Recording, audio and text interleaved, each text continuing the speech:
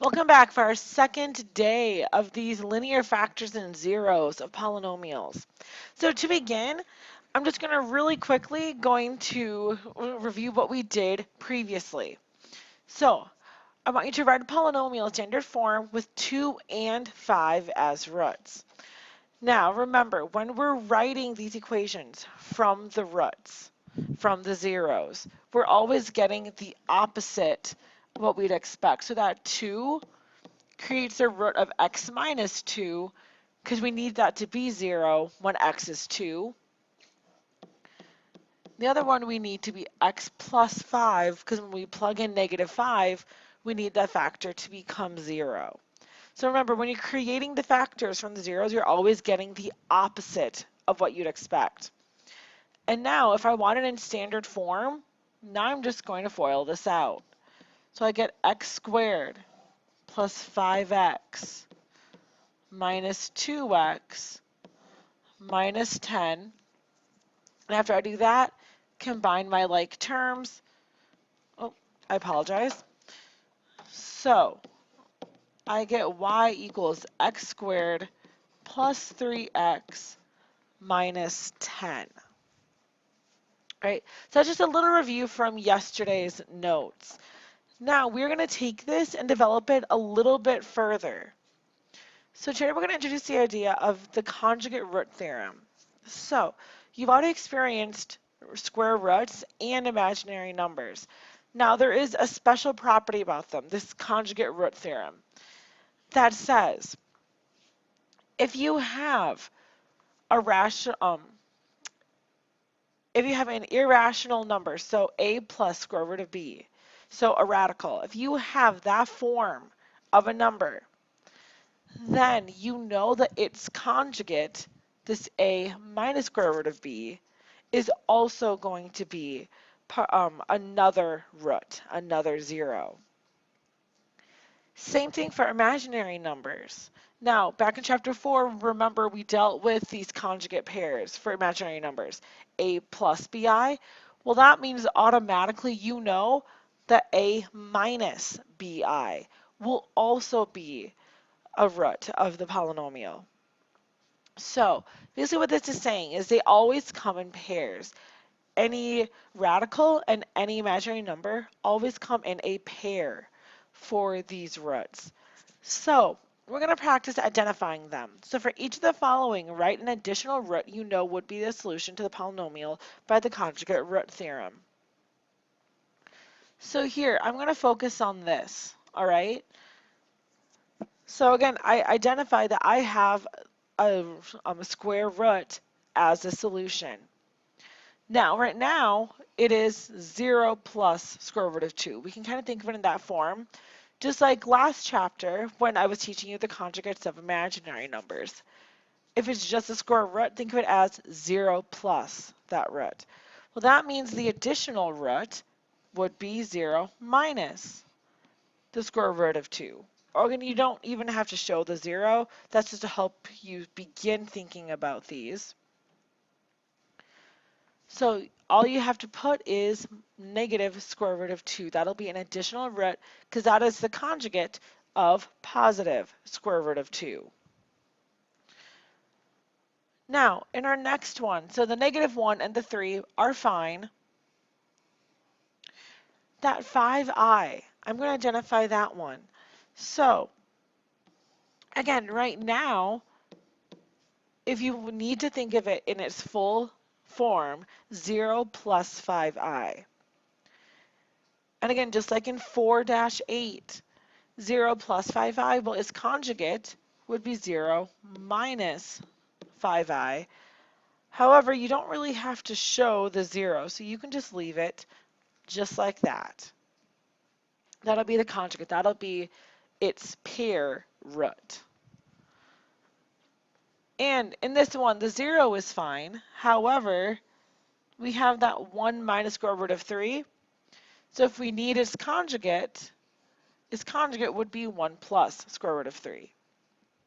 So nothing earth-shattering, nothing huge, just making sure that we know how to identify those pieces. Okay, identify an additional root if you have a square root or if you have an imaginary number. So let's jump forward here.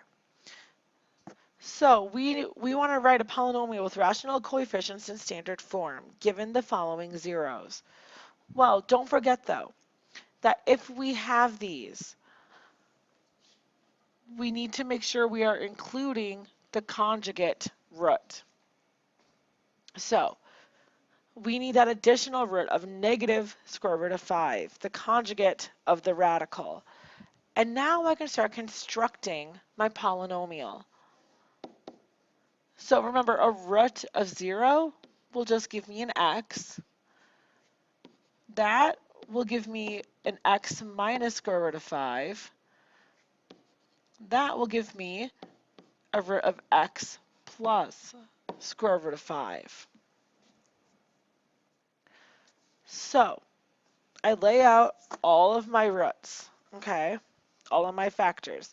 Now, the easiest way to do this is to start by multiplying the conjugates together, okay, because you'll notice when you multiply the conjugates together, some cool things kind of happen. So let's start with that if we want it in standard form. So I'm going to FOIL this out. X and x make x squared. X and square root of 5 make square root of 5x. Negative square root of 5 and x makes a minus square root of 5x. The negative square root of 5 times square root of 5 makes a negative 5. All right. So now, the cool thing that I was mentioning that happens, notice, square roots of 5x, negative square roots of 5x. I'm going to end up slashing those out. So I just have x squared minus 5 in there. And to write it in standard form, I'm going to distribute that. So I get x cubed minus 5x. That is the polynomial that would have those 3 roots. Okay, so again, essentially exactly the same as what we were doing yesterday. Now we're just taking a step further with these conjugate pairs. So if we look at the next one, 1, 2i, well then I automatically know I'm going to have a negative 2i in there. So if I go to write this out, I'm going to have x minus 1 for my first factor, x minus 2i for my second factor, and x plus 2i for my third factor. And again, it's easiest if you multiply the conjugates first. So x times x is x squared. X times 2i is 2ix. Negative 2i times x is minus a 2ix. Then negative 2i times 2i is a minus 4i squared. And now notice what happens. 2ix minus 2ix. When you multiply these conjugate pairs, that middle term always disappears.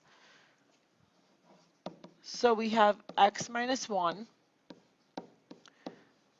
And now I want to focus on this for a second, because remember, when we're looking at these imaginary numbers, remember, we can never have a squared term in there. Because remember, I squared is the same as negative 1. So if that's the same as negative 1, it would change that to a plus 4. So recall that back again from 4-8. When you're foiling these out, no I squareds, change them into negative 1s. All right, and now we're going to have to FOIL this a second time, okay? So x times x squared is x cubed. Then x times 4 is 4x. Negative 1 times x squared is minus x squared. Negative 1 times 4. And now just to be proper, standard form says I need to write it in order. So I'm going to write it just like that. And that is going to be my final answer. So again, just a reminder, just like yesterday, we're talking about setting up the factors and just massive amounts of foiling. So looking at this, we know we're going to have the conjugate of positive square roots of 7. So I'm going to start setting up my factors.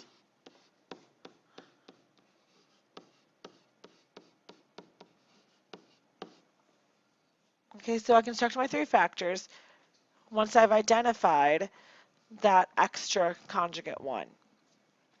And again, the easiest way, multiply the 2 conjugates first. So I'm going to leave the x plus 3 alone for now. And I'm going to FOIL this out. X times x is x squared. X times negative square root of 7, negative square root of 7x. Then I get positive, square root of 7x. And then square root of 7 times negative square root of 7 just gives me a negative 7. Remember, square roots undo each other when you multiply them together. So let's see what happens here. Well, negative square root of 7x plus square root of 7x cancels out. So all we have left with that second parenthesis is right there. And now we need to take that and we're going to FOIL it a second time. So x times x squared gives me x cubed. X times negative 7 is negative 7x. 3 times x squared is 3x squared. 3 times negative 7 is a negative 21. And again, to write it in actual standard form,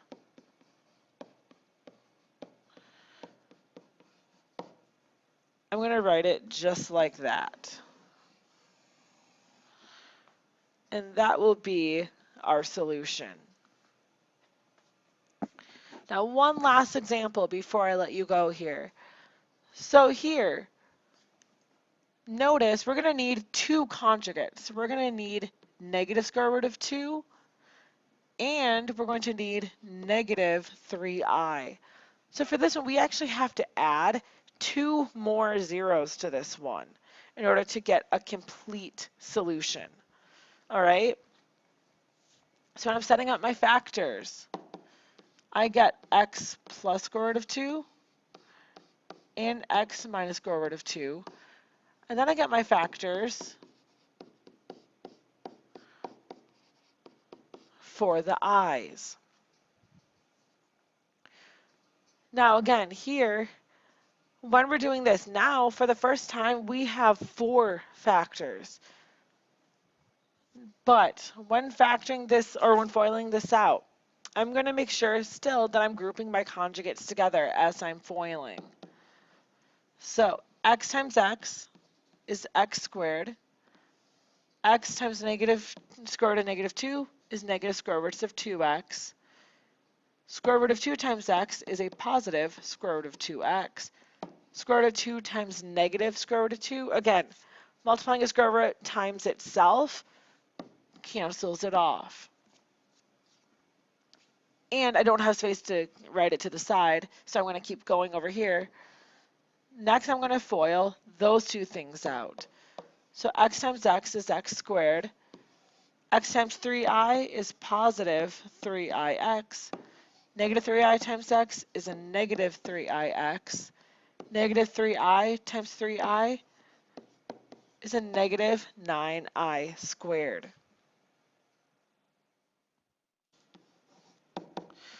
All right, so let's simplify this down. So here, these middle terms cancel. So we have x squared minus 2.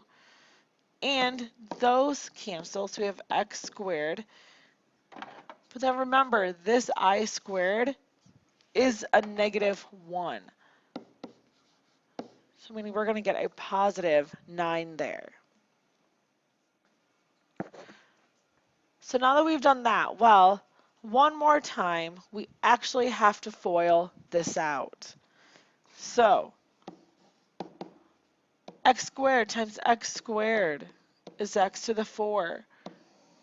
X squared times 9 is 9x squared. Negative 2 times x squared is a negative 2x squared. Negative 2 times 9 is a minus 18. Combine my two like terms. And we get this as our final form in standard form. So thank you so much for joining me. I realize a couple of these were rather long problems, lots and lots of foiling today. But please make sure you have all of this written down. Come back to class prepared to work on our practice work.